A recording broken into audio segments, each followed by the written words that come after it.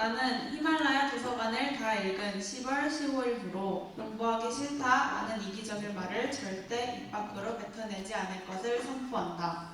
심리학 세계에서는 사람의 성격이 태어날 때부터 본질적으로 변하지 않는 것인지 아니면 환경에 의해 변화되어져 가는 것인지에 대해서 의견이 분분하다. 많은 토론 끝에 모두 다 사람에게 영향이 있는 요소라고 결론지었다.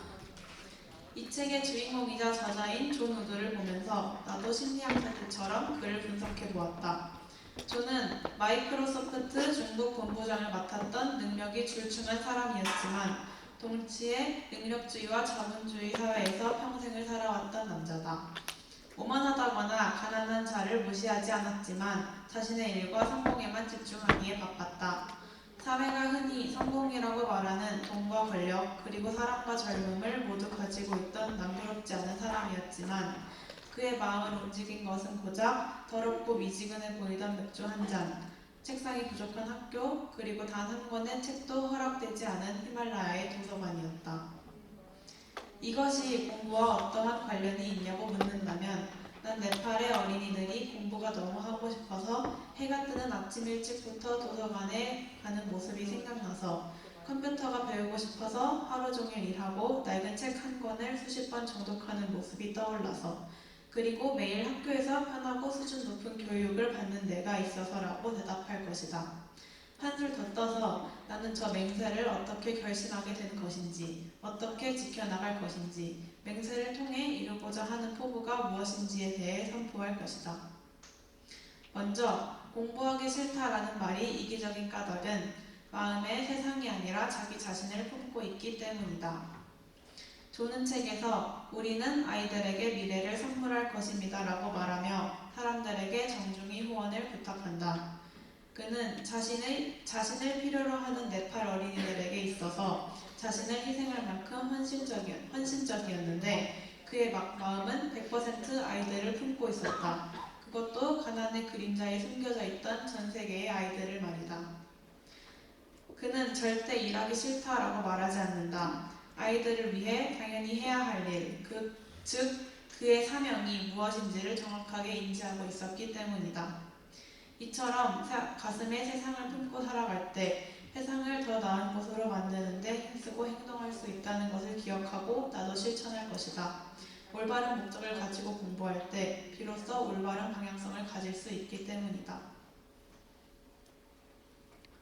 그렇다면 나는 남을 돕기 위해 공부할 때에 무엇을 준비해 나가야 할까? 책에 나오는 존의 삶을 보며 나는 이 질문에 대답할 수 있었는데 사실 그것들은 실력과 태도였고 두 개뿐이지만 그감은 충분했다. 마이크로소프트라는 혁신적인 회사를 다니면서 그가 배운 결과에 집중하는 방법, 서로의 의견을 수용하고 건강하게 존중하며 발전하는 법, 그리고 공동체 정신은 여전히 그가 혁신적이고 성실하게 앞으로 나아가게 해주는 원동력이 되어주었다. 난 중간고사를 마음 다해 준비하기 위해 친구들과 AP 바이오 스터디 그룹을 시작했다. 대학교를 준비하며 중간고사를 대비하는 것이 쉬운 일이 아닌 것을 고려해 더 치밀하게 계획하고 리드했다. 처음부터 잘 돌아간 것은 아니었다. 함께 모이는 시간을 정하기가 어려워 골머리를 앓기도 했고 함께 공부해 오기로 한 것을 해오지 않는 친구도 있었다. 그럼에도 불구하고 계속 변화와 발전을 지속한 까닭은 우리가 공부하는 이유가 경쟁이 아니고 서로 도와야 한다는 건강한 마음가짐을 지속해 나가고 싶다는 소망 덕분이었다. 일주일 정도 함께 공부한 12학년 AP 바이오 스터디 그룹은 현재 서로 돕고 자신이 모르는 것을 부끄러워하지 않고 물어보며 잘못 알고 있던 게 있으면 바로 잡아줄 수 있는 함께여서 강한 공동체가 되어나가고 있다. 나의 실력과 태도를 지금처럼 늘 발전시켜 나가 어제보다 더 나은 오늘을 하나님께 드리는 나로 살아갈 것이다. 존 우드가 어린아이들에게 교육의 기회를 선물해주는 모습은 나의 삶을 되돌아보게 해주는 거울이 되었다. 중간고사와 대학 준비를 통해 성장하는 모습도 분명히 있지만 나는 내 마음이 좁아지고 있음이 느껴졌다. 주말 선택 수업 준비에 사용하는 컴퓨터 시간이 아깝게 느껴지기도 했고 방 동생들과 시간을 보내지 못해주는 것을 미안하게 느낄 필요 없다며 책임을 외면하기도 했다.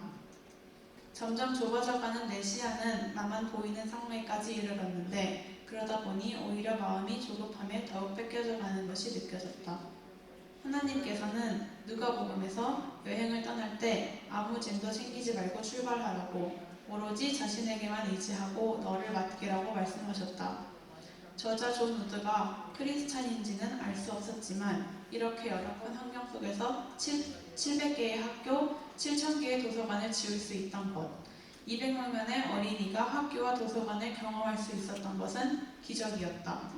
그도 분명 바쁘고 자금이 모이지 않을 때에는 절망스러웠을 것이고 지칠 때가 있었겠지만 멈추지 않았다.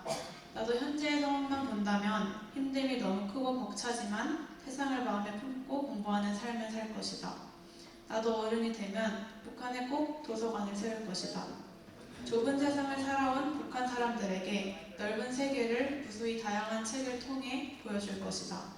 힘써 기도하고 또 힘써 공부함으로 내가 한국의 존 우드가 되는 그날까지 공부를 멈추지 않을 것이다.